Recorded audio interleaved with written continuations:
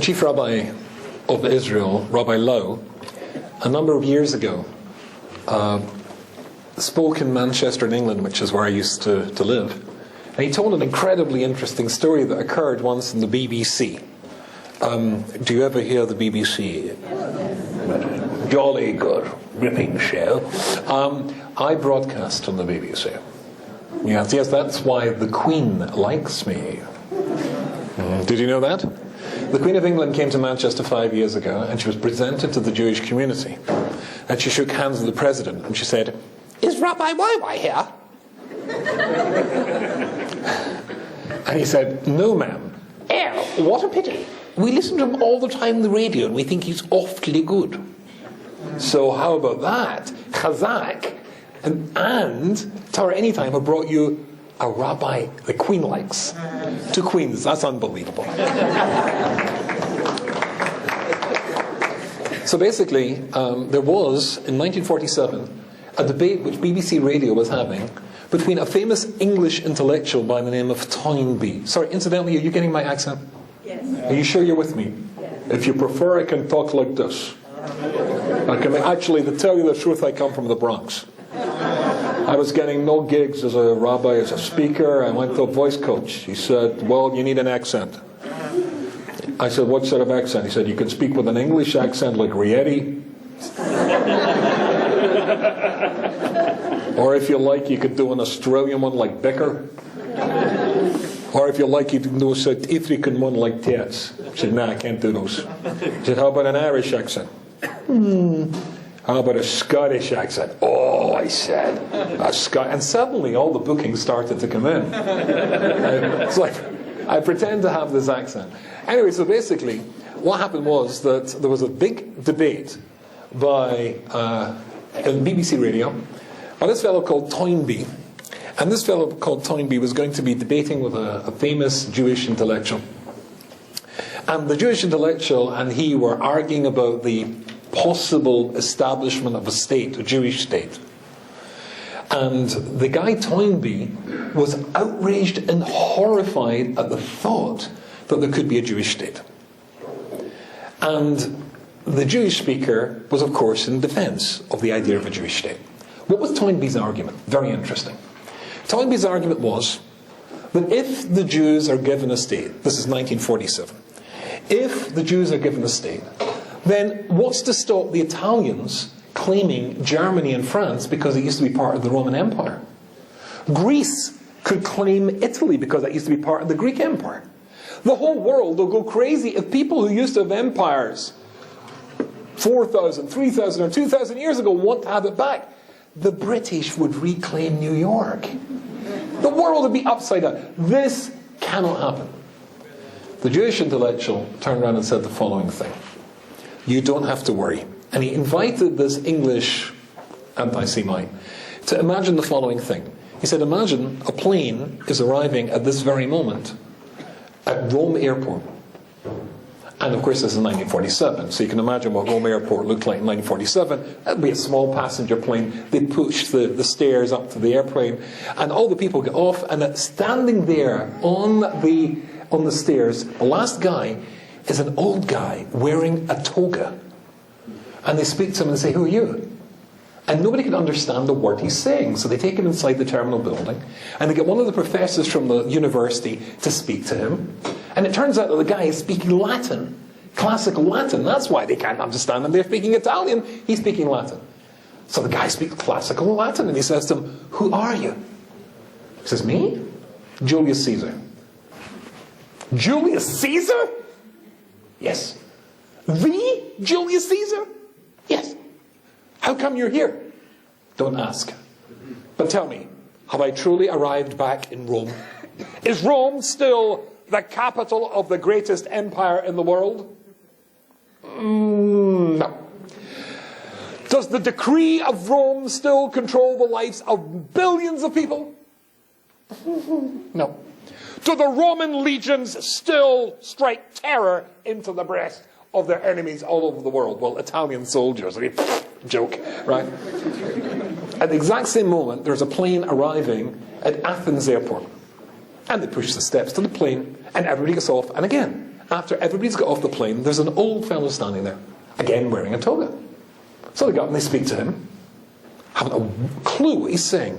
So they take him into the building, into the terminal, and they get a professor from the university, and he discovers that this fellow is speaking ancient Greek. Ancient Greek. Ancient Greek is totally different in every way to modern Greek. And they say, who are you? Who am I? Aristotle. Aristotle? Aristotle the philosopher? Aristotle. How come you're here? Don't ask. But tell me, have I truly arrived back in Athens? He says, yes. Does the Parthenon still stand the most beautiful building in the world? Not so much. Is Greece still the inspiration of the intellectual human mind? No, but we've got some nice restaurants. That's it. At the exact same moment, there's a plane arriving at Lod Airport in Tel Aviv. They push the stairs to the plane, everybody gets off, and there's an old guy standing at the top. They go up to him and they say, Mieta, who are you? He says, Ani Moshe. Moshe ben Amram. Same language. So they take him into the terminal building, and he says, I came here in a big hurry today. Do you think maybe in one of the museums of Israel, you see, I left my tefillin behind. Maybe in a museum in Israel, you could find a pair of tefillin I could brought to him. The guy in immigration says, what are you talking about? Museums. Museums. I'm also called Moshe. Moshe from Tbilisi. I put on tefillin every day. Here's my tefillin. Same language, same ideas, same people. There is only one people who have never changed over the last 2,000 years. No other people want to have their empire back because people have changed. We are the same people. Same language, same people, same ideals. It's a beautiful idea. And of course we're in this exciting part of the year. We're talking of course about we're just at the festival of Christmas. And now we're at New Year's. And so I thought tonight I really wanted to talk to you about Christmas. Because I'm an Orthodox rabbi, and I thought it was very appropriate. I have a friend, and he's the largest caterer in Manchester in England. A number of years ago he was paying his workers because it came to the time of the year when, they were all going to go home to their Xmas trees. And so he was paying them their bonuses, their final wages. And one of his workers was a girl, a woman, by the name of Jean O'Reilly. Have you any idea where she came from? Not Scotland. Did you say Scotland? Please drag her out. No, Ireland. O'Reilly, Scotland. Ireland. Okay. So anyway, he's giving her bonus, and she says to him, Mr. Fulda, can I ask you a question? And he says, of course, Jean. Mr. Fulda. And it was at one of these years when Hanukkah and Xmas at the exact same time. Mr. Fulda, how do you know that you're right and we're wrong? Maybe you should be celebrating our festival and not your festival. Maybe you're wrong and we're right. Now, if they'd asked me that question, I would have a whole load of answers. But his answer was brilliant. He turned to her and said, Jean, how long have you worked for us? And she said she'd been working for them for about 12 years. Jean, he said, would it be fair to say that you know the Jewish community very well because you've been working for us for all that time? Yes, it would be fair to say, she said. Tell me, Jean, be honest.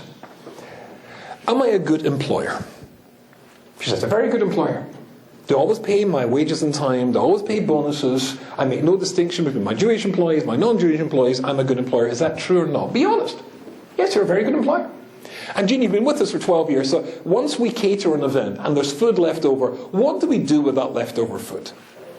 She says, well, you give it to the local yeshivas or the schools for the kids and stuff. Fine. And do you ever see people coming knocking on the door asking for charity, asking for tzedakah? You ever seen that? What about here every day? 10 times a day. Have you ever seen me turn anybody away? No. So it'd be fair to say that Jews treat their employees, Jewish, non-Jewish, fairly, and certainly look after their own people. Of course. So let's look at that story of yours. In your story, there's a young Jewish mother, or nearly a Jewish mother, about to give birth to her baby. She comes to a Jewish town called Bethlehem. There's not one Jewish family that will take her in so she can deliver her baby. Not one Jewish family will take in this pregnant young woman so she can give birth to her baby. She has to give birth in a barn. Does that sound like the Jews you know, Jean? And so she went away. She came back after New Year's. She said, Mr. Fulda, you destroyed my Christmas.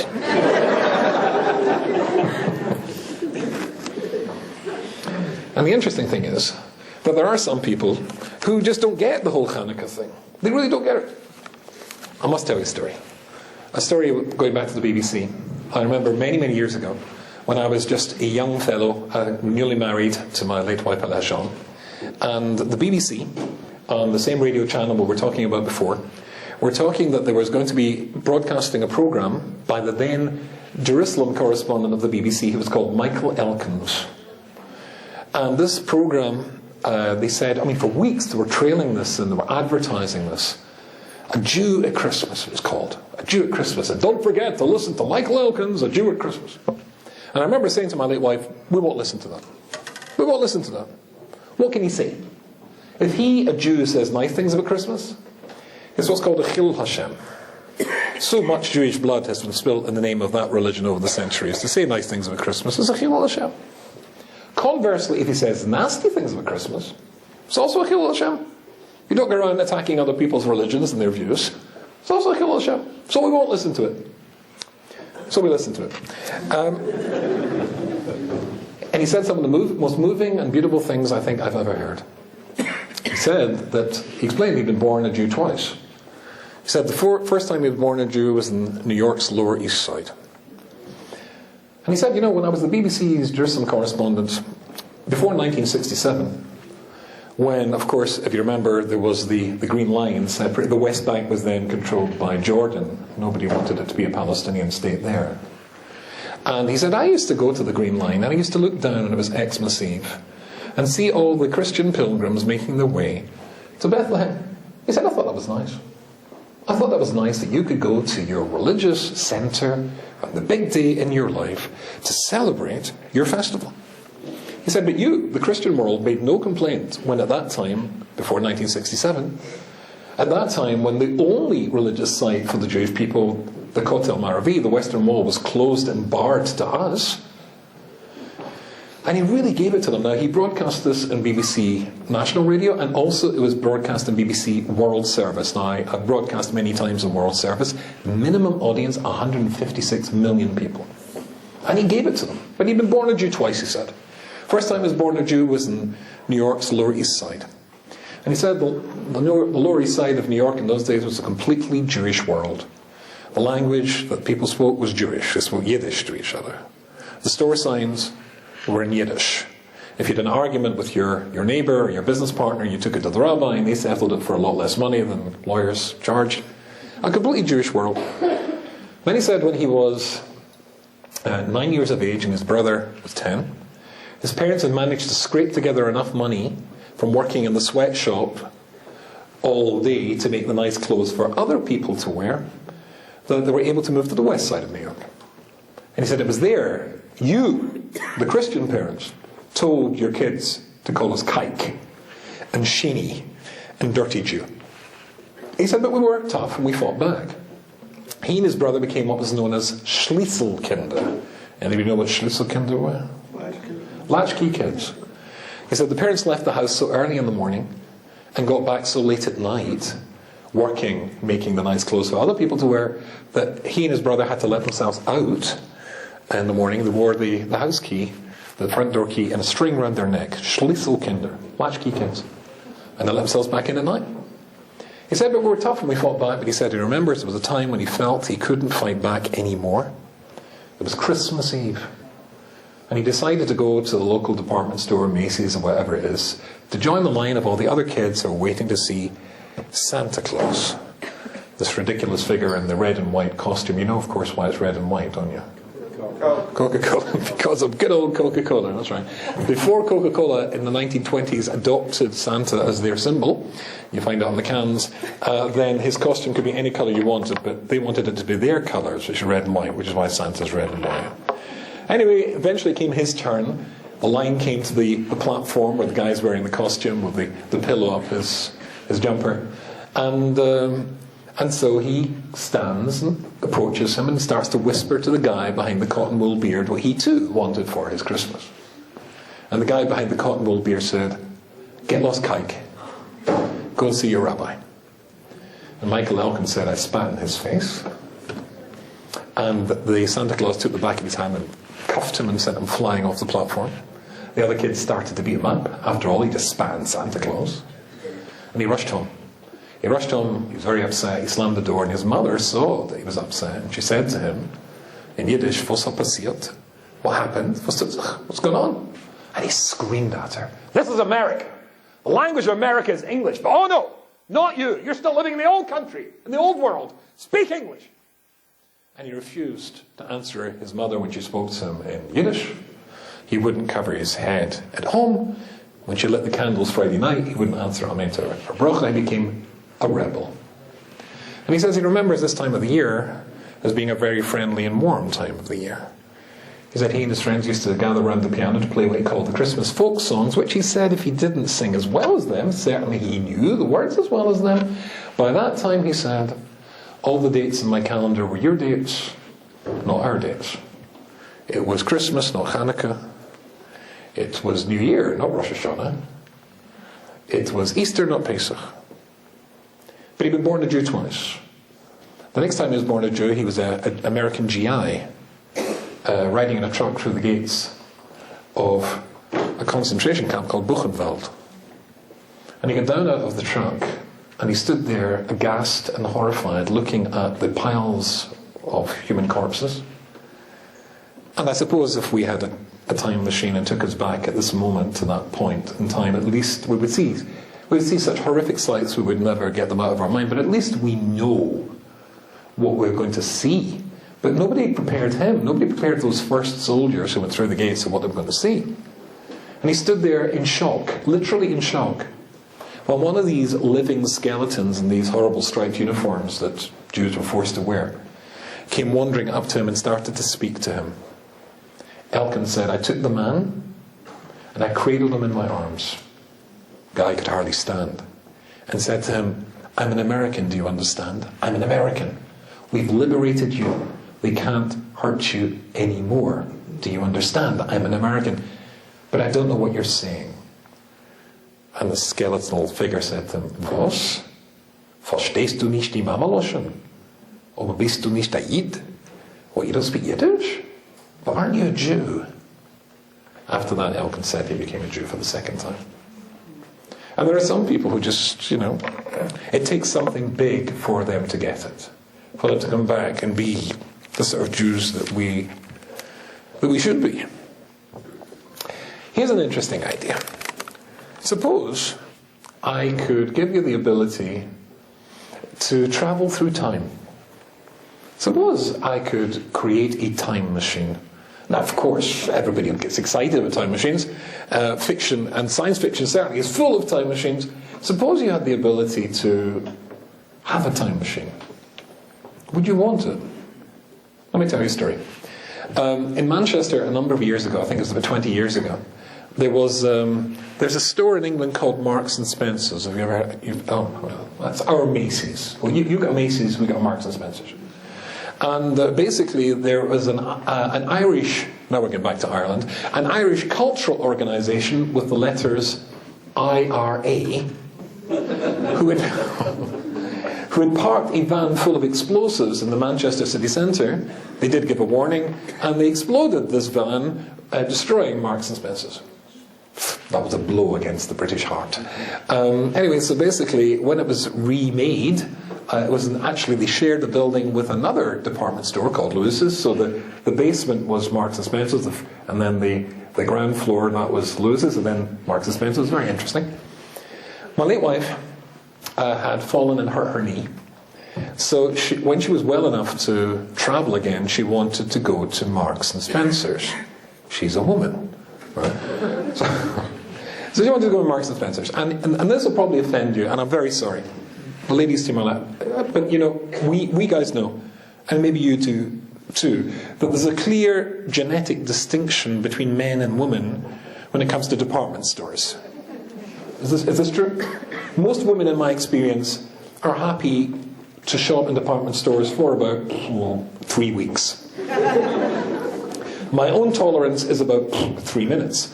And basically what happened was, I dropped my wife because she'd hurt her knee at the front door. I went to park the car, found a meter. We agreed to meet in the basement at the boys' belts. We had to return a belt for one of my sons that didn't fit. And I parked the car. I knew exactly therefore what time I had arrived. It was 11 o'clock in the morning. And I went through the doors, with this big hairdryer blasting hot air at you. You're wearing big clothes, sort of like frazzle you. And I went down in the escalator to the basement for the rendezvous with my wife as we had agreed. She wasn't there. Anyway, so I went up to the second floor because maybe I thought she'd gone there. She wasn't there. So I went back down again to the basement, and again, she wasn't there. In fact, I know because I parked my car that I went into the store at 11 o'clock. I found my wife again at 12:30. And I don't know about you, but it was. I'd become actually quite friendly with some of the security guards. That's it, something like that. And I kept going up to the fifth floor because that was the ladies' floor. I thought she's bound to be there. Of course, when I was going up the escalator, she was going down the escalator. And I got up to the fifth floor, and I was standing there. One of the sales assistants came up and she said, "Can I help you, sir?" And I said to her, "Yes, I'm looking for my wife." Now she must have misheard me and thought that I said, "I'm looking for a wife." Because she pointed to the purses and she said, "You won't get one wearing one of those." And anyway, eventually one of the security guards, George, because by that stage George and I were close buddies, he said, "We found your wife." "Where?"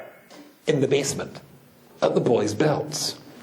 So I went down and there was my wife standing there, smiling at me. I smiled back at her. And we walked in perfect and complete silence back to the house. Out of the car and then drove to the house. It was the last night of Hanukkah. And in the drive back, one of us said something. You know that bit in marriage where there's nothing's being said between the husband and wife. And somebody says, "Something?" Doesn't matter what the something is. Nagasaki. There's something about it being my fault. Right. Anyway, so by the time we got back, we really weren't talking to each other. She went into the kitchen to make the latkes, and I was in the porch arranging the Chanukah. Who was coming up the driveway? Was somebody called David. Now, at the time, I was the rabbi to the university students in Manchester, and this young man had been coming to see me for about a year and a half. He was very close to a girl called Debbie, and they were, as I think they say these days, an item. Are you with me? Yes, yes. Do you use that phrase in the colonies? An item? They were an item. And Debbie wanted to get engaged. She came to see me. He said, I remember the first time he came to say, Rabbi, I don't know what to do. Because he's from London. I don't know what to do because, you see, Debbie wants to get engaged. But the problem is, if I get engaged before I qualify, before I get my degree, my parents will go mental. They'll go completely mental. I don't know what to do. And I said, well, David, I mean, you've been going out for a year already. She's a lovely girl. I know you both. You're very well matched. And, if Debbie wants to get engaged, I mean, why don't you engage and have a nice long engagement, and do it that way? But let the girl know I don't know. My parents will go mental. I said, no. No, I think you can do this. I think this is doable, David. And I reassured him. He said, are you sure, Rabbi? I said, yeah, I'm sure. And he'd go away. A week later, he'd be back. Rabbi, I don't know if I should get engaged because, you see, Debbie, but my parents have got it on and on. This has been going on for a year. And who was coming up the driveway of my house but David? I could, as they say, have seen him far enough. I was putting the oil in an hour and he came into the porch and said, Rabbi, I've got to talk to you. I said, David, this is not a good time. Rabbi, I've got to talk to you. I said, David, what you have to understand is that into every life, a little rain must fall. And I've just had about 200 gallons poured down the back of my neck. This is really not a good time. So, Rabbi, I've got to talk to you. I said, okay, David. go into the room. I didn't have to tell him which room. He almost lived there. And I came in and I dried my hands, which were covered in oil. I said, yes, David, what seems to be the problem? And he said, I don't know if I should get engaged. Because, thinking about this, I don't know why he bothered coming. He could have sent a cassette recorder. And I would just press the button. Robbo, I don't know if I should engage. Debbie wants got you. In fact, I could have had my own tape recorder next to it. And I could have pressed the button there. I think you should. Because nobody was listening to anybody. And so he went on and on. And I said, David, and maybe this is true. I mean, anybody here studied psychology? Any psychologists? Yeah? Yes? Psychology. Any counselors? Any life coaches? Right. So basically, the thing goes like this. If you're counseling somebody, the trick is not to impose your view on them. You have to encourage them to come to the right decision and take possession of the decision for themselves. Does this make sense? So I said to him, David, I think I know what the problem is here. He said, yeah. I said, I think there's a problem you have to overcome. There's a problem with you. He says, what's that? I said, the truth is, you're an absolute wimp! And why this girl...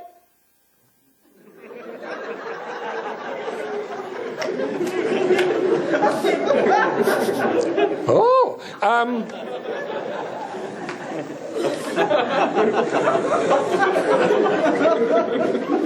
Thank you. And why this girl puts up with you, I don't know. Because you're a complete and total wimp. And if you had any decency whatsoever, you would let the girl go.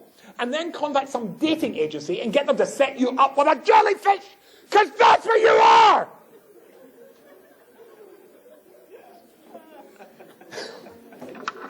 And he said, do you think so? I said, yes. And he went and proposed. He went and proposed. They got married. They had kids. Now, suppose I could look into the future. Suppose I had a time machine. And my wife said she wanted to go to Marks and Spencer's. And I would look and see myself going up and down the escalator. She was going down the other. Would I have gone? No. And when he'd come up the driveway, I'd say, David, I think you could get... I wouldn't have lost my temper. And he'd still not be married. So if I could give you a time... That's interesting. If I could give you a time machine, would you want one? You see, the problem is, in actual fact, some of the greatest disasters that ever happened to the Jewish people happened because they could see into the future. Does that ring any bells? There's a guy called Pharaoh. And Pharaoh is told by his magicians who could look into the future that a boy was going to be born who was going to save the Jews. And therefore he took all sorts of steps to make sure it wouldn't happen. He killed all the boys in Egypt, incidentally, including the Egyptian boys. Right? Why the Egyptian boys? Because when they looked into the future, they saw a picture of the man who was going to save the Jews. He looked like a Jew, but he was dressed like an Egyptian. So was he a Jew or an Egyptian? Not sure. And therefore, they killed all the boys. Of course, the reason he was dressed as an Egyptian because Pharaoh was going to bring him up in his own palace as an Egyptian prince. Or if you imagine the story about Korach. Remember Korach who rebels against Moshe? Why did he rebel against Moshe? Why did he keep it going? Well, because he was a prophet. He could look into the future. And when he looked into the future, what did he see? He saw his descendants teaching Torah in Jerusalem. So therefore, clearly, I'm going to win this argument. What he didn't realize was his descendants were going to side, his children were going to side with Moshe. Be on Moshe's side. Not on the father's side. That's why they would survive and go on to live in Jerusalem. Or the spies, the Meraglim. The spies who come back with a damning report about the land of Israel. Why did they bring back such a rotten report? Because they could look into the future. When they looked into the future, they saw that the leaders of the Jewish people were no longer them. They'd been replaced by other guys. And they didn't want to lose their jobs, so they brought a bad report. But the reason that they were replaced by other guys is because they brought a bad report. And they brought a good report, they would have kept their jobs. Looking into the future is a great thing. As long, of course, as when you look into the future, you see the whole story. But if you don't, you'll make all the wrong decisions. So if I had a time machine and I could build a time machine and give it to you now, if you had the ability to travel through time, who would like that gift if I gave it to you now? Hands up. I'll take it. You take two? Well, as long as it goes backwards. In actual fact, a time machine's already been made, and I brought one along to show it to you. Here it is. You ready? There you go. I carry one with me almost always. Says somebody called the Chovos HaLevovos that one of these is a time machine. If looking into the future is dangerous, but looking into the past is essential, and with one of these, you can touch the life and reach the lives of people who lived thousands of years ago. You can see what their concerns were, what their aspirations were, what they were like. And you can match them to your own life. As long as, well, of course, you speak the same language, you can get the same values, just like Jews have. Maybe not Greeks and maybe not Romans, but certainly we can. So looking into the past is certainly safer than looking into the future. In fact, I believe it's a mitzvah in the Torah. There's a verse in the Torah which says, Sha'ol avicha. You should ask your father, ask your mother. You should look to the past as your guide for the future. What's that phrase in English? Look before you leap. From a Jewish point of view, the place you should look before you leap is backwards. Look back. That makes sense, because out there in the world, any new idea that comes along, seen it, done it, got the t-shirt, we've been through it all before. Whether you're going to go into this stuff or get into that stuff, just look before. How did it work out for us last time we were here? I remember, let me tell you an interesting story. I remember many years ago when I was in Manchester, I received a phone call from a lady, and this lady was a head of a seminary, originally from New York in Jerusalem.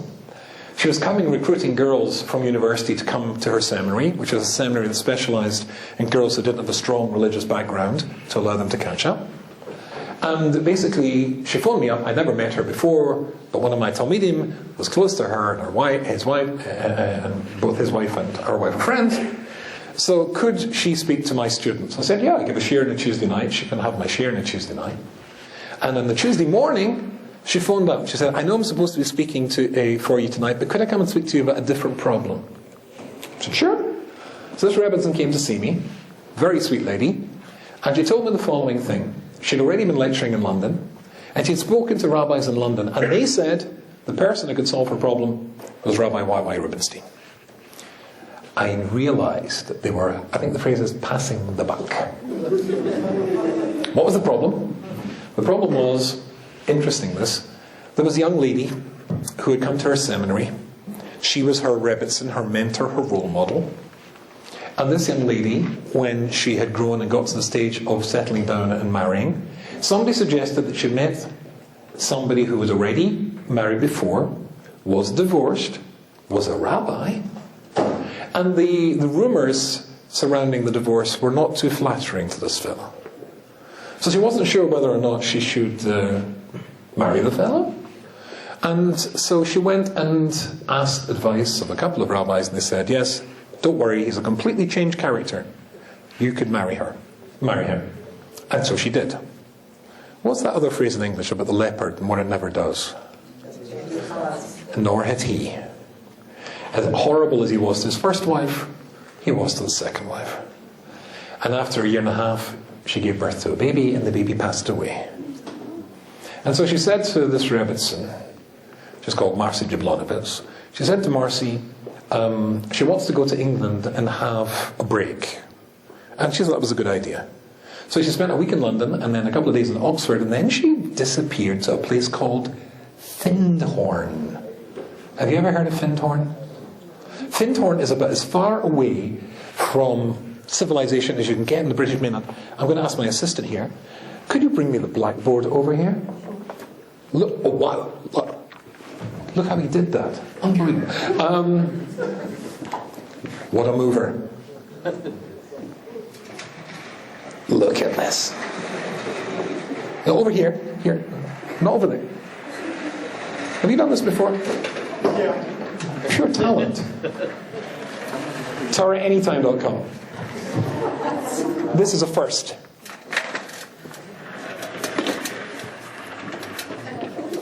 Y'all see this? I prepared this before the show. This is Scotland.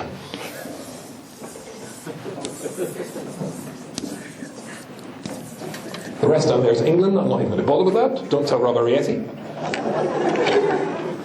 But here's Scotland. Glasgow, where I come from. Edinburgh, the capital. Beautiful. Thinhorn, miles miles away from everywhere. And there is a commune there for people interested in religious experience. For spiritual experience, come to Thinhorn.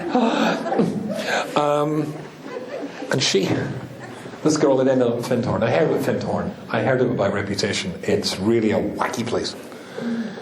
She ended up living with an ex-Swiss policeman. This poor Jewish survivor of a terrible marriage and lots of pain. So the Rebbe said, what should I do? I said, it's obvious. You are her Rebbe. You are her teacher. This young woman is in trouble. Change your ticket. Delay your return to Israel. Go and get her. Now, we were living in Manchester at the time, which is down there. And she said, I thought you would say that. I couldn't possibly go all the way to Thinhorn unless I had a rabbi to go with me, to back me up. Can you figure out why the rabbis in London said, speak to me? And I didn't know what to do, because that from Manchester to Thinhorn would be a journey of something like 9 hours, small mountain roads. And it was winter, which means, of course, you'd have to stay overnight. I mean, it was a big, big journey. Wasn't sure. Her husband wasn't keen. My late wife wasn't keen, so we decided not to do it. Not to go. She spoke to my students that night, and I was dropping her off where she was staying, and I said, and this story about this girl, tell me the story. You never know, I might one day get to Thinhorn. And so she told me the story again. I said, this husband, what was he like? She said, well, if you don't mind me saying so, you remind me a lot of him. I said, I'm a good husband. I just want you to... No, you look like him. He's tall like you. He's thin-ish like you. He has a red beard like you. And when I heard that, I thought, I was off the hook. Because, of course, the worst person to turn up to try and persuade this young woman to come back to her Jewish roots is a guy that looks like the husband, the abusive husband. What you need is a small rabbi with a long black beard who talks a bit like this, with a big boich and maybe a long pith. Right? For him,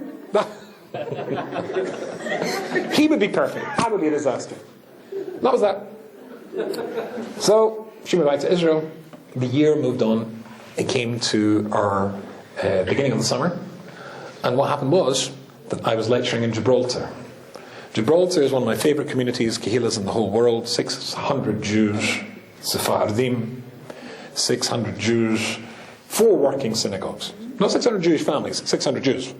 Jewish elementary school, Jewish high school for girls, Jewish high school for boys, Kol Rabbonim, 4 kosher restaurant, 3 kosher delicatessens, and 4 working synagogues. Chief rabbi, we were chavrusas and yeshiva together.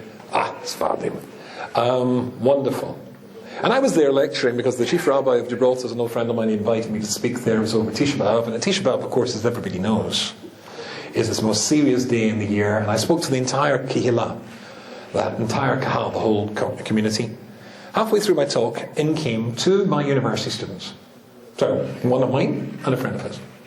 And I was halfway through my talk. It was a very serious talk. And after the talk, my student came up to me and said, what are you doing in Gibraltar? So he and his friend were travelling around Spain. It was the summertime, and they knew it was Tisha B'Av. The only place they could come to for a proper observance of Tisha B'Av was, of course, Gibraltar. So they came there. I said, where's your friend? He didn't know his friend had gone. And then on Tisha B'Av afternoon, of course, you remember, Mincha time, that's when men wear tefillin on Tisha B'Av afternoon. I went into the synagogue there. It's the most beautiful synagogue I know in the world. It's called Nefuzat Yehuda. I went in there, and I saw his friend, because he was the only guy there not wearing tefillin and a talit. So I went up to him and I said, would you like to put on tefillin? And he said, yeah. I said, good. And I took my tefillin off and I handed them to him, and he went, I said to him, bar mitzvah, last time you wore them? I said, okay. I showed him how to put them on. And afterwards he thanked me very much. Like, he went back to my tefillin. He said, that was very kind of you. Very kind of you. He said, I said to him, one good turn deserves another. He said, what do you mean? I I said, where do you live? So he lived in a place called Newcastle upon Tyne, which is just across the river of a place called Gateshead, the largest yeshiva in Europe. I said, well, what I'd like you to do, as a favour, to pay me back, is I'd like you to, when you go back to England, get hold of your tefillin and wear them just one day a week. I want you to wear them just one day, on a Friday. How about, would you do that for me? And he looked at me and he said, I know what you are. You're a Lubavitcher, he said to me. I said, nope, I'm not. Look, a Lubavitcher, why don't you put them on 6 days a week? I'm giving you a discount. 1 day a week. I thought if he wears them on the Friday, maybe he'll get a bit of thesaurus, as they call it, a bit of awakening. He can go across the river, maybe he'll spend a Shabbat there. But he said, I'll think about it. And off he went. Well, after that we came back to England. It was time for the annual vacation of the Rubinstein family. And we always go to Scotland. Yes, we went to Scotland. And we go to the heart of Scotland, a place called Perthshire, and a little village called Killin. And one day we were driving about an hour north of Killin. I said to my late wife, I've got to go. She said, what? I've got to go. She says, what do you mean you've got to go?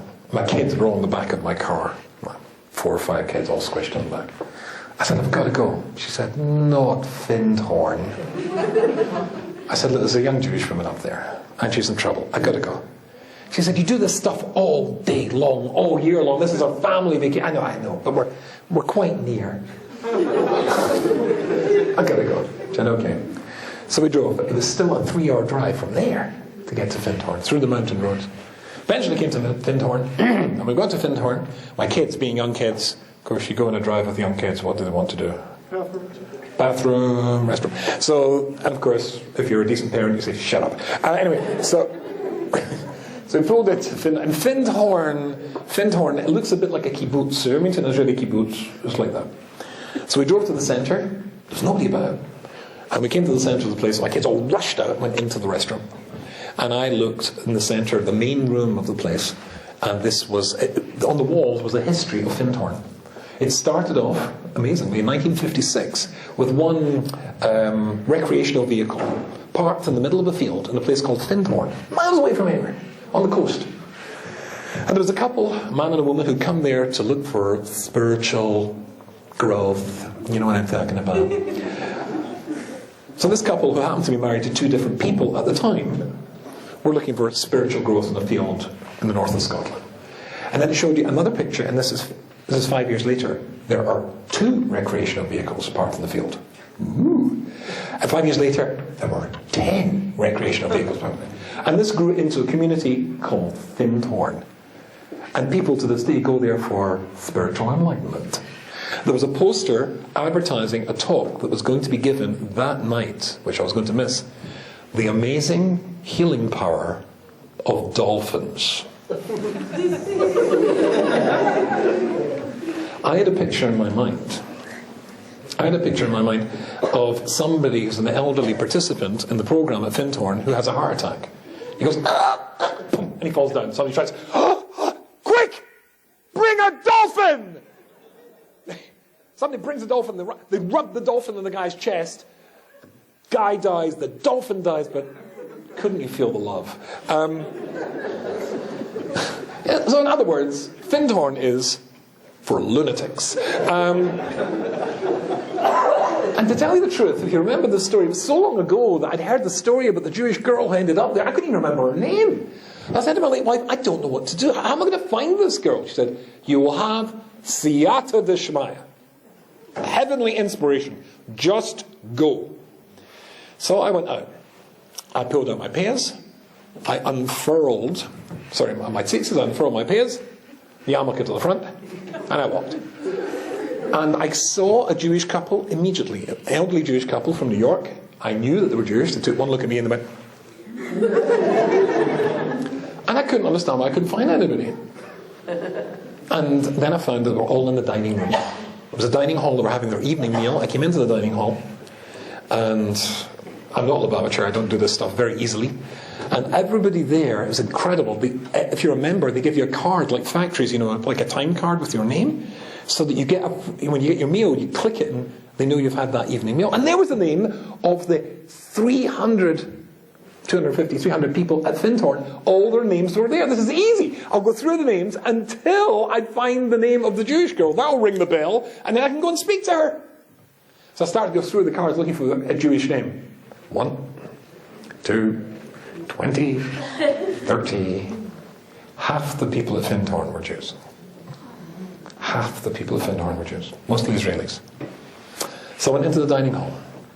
You could see the Israelis and the Jews straight away. The French, the Italians and Spanish, they're all saying, "Bonjour, Rabbi! Bonjour, comment ça va?" The Jews, underneath the table. Out the window. Ping, ping, ping.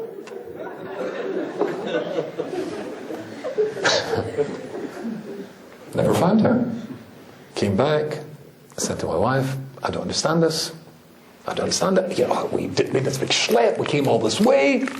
Why didn't we find the girl?" And she said something which was very interesting. She said, "Who knows? Maybe the reason that we came all the way to Thinhorn was just to remind that elderly Jewish couple for 2 minutes that they were Jews. Maybe." Came back to England and I got a phone call. I got a phone call from somebody who said, "I want to tell you something. I know somebody, a young man who was a university student who was in Spain during the summer, and it came to Tisha B'Av, they crossed over to Gibraltar." I said.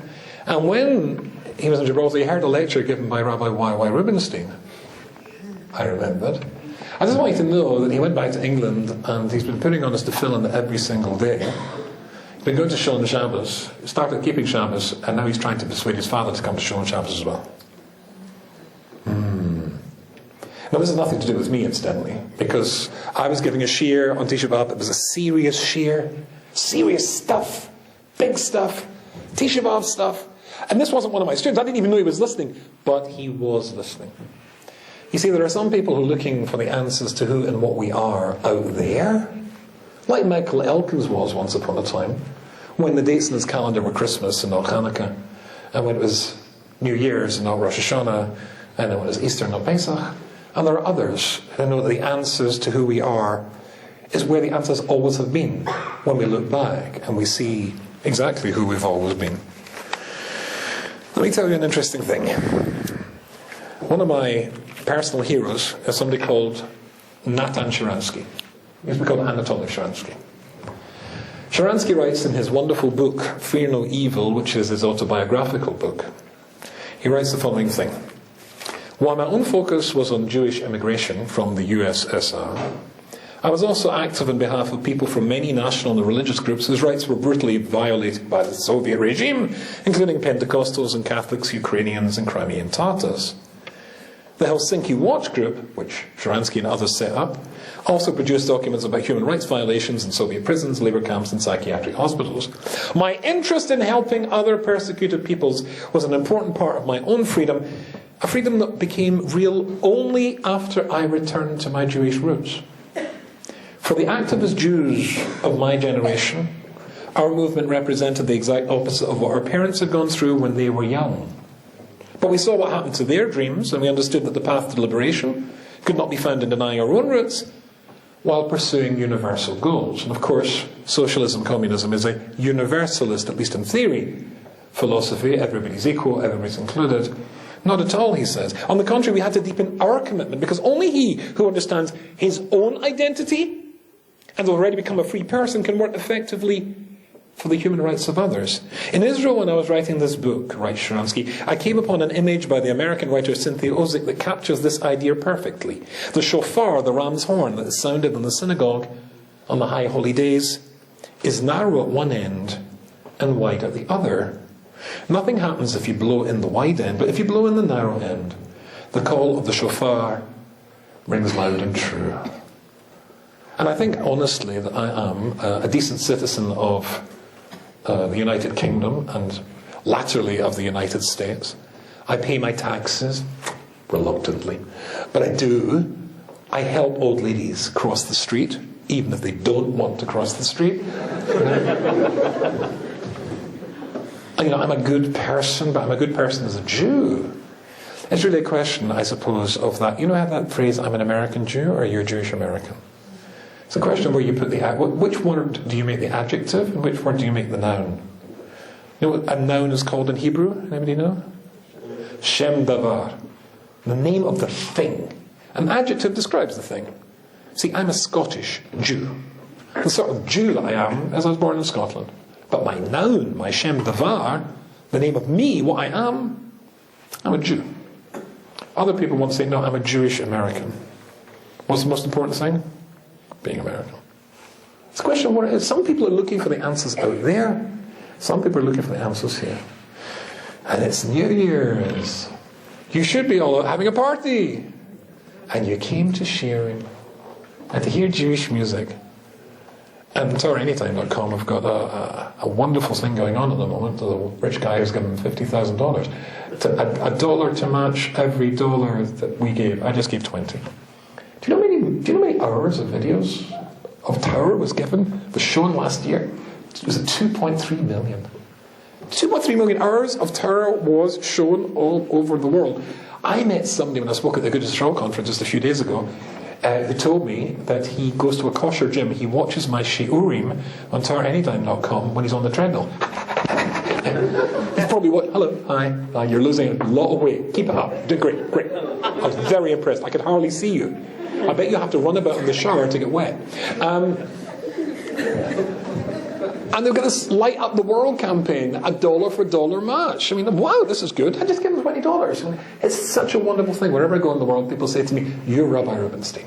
I know the answer to this one. Yes, that's true, I say. And they've seen me on so many other people on TorahAnytime.com. And CHAZAQ. And let me ask you a question. How many Jews are there in the world? Do you know? Sorry? Rabbi Arity asked the same. Well, he's English. How many did he think? How many did he tell you? 12 million. Rieti. What can you do? Incidentally, I gave him his first ever share. Did he tell you that? Yeah, I gave Jonathan his first ever gig. How was that one?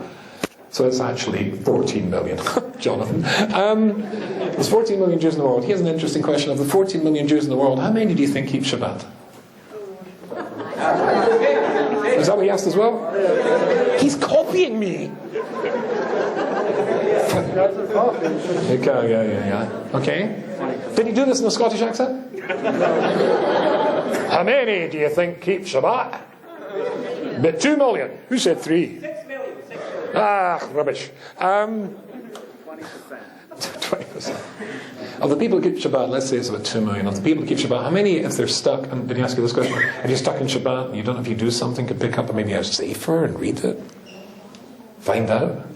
How many is that? You see, every single Jew is responsible for every other Jew. And you came to share him on New Year's. You're the sort of people who can literally touch other people's lives and inspire them. Next time we have this in New Year's time, bring somebody else, maybe somebody in your family. Reach out. There are people who are looking for the answers out there at crazy places like Thinhorn and some New Age movement or whatever, or maybe just a career where I'm going to work myself to death by the age of 30. And there are other people who think that the answers are in that book where the answers always have been. I think that's you guys. So kol hakavod for coming out on New Year's to hear Torah. And kol hakavod for supporting TorahAnytime.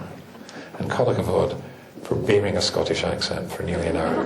Thank you very much.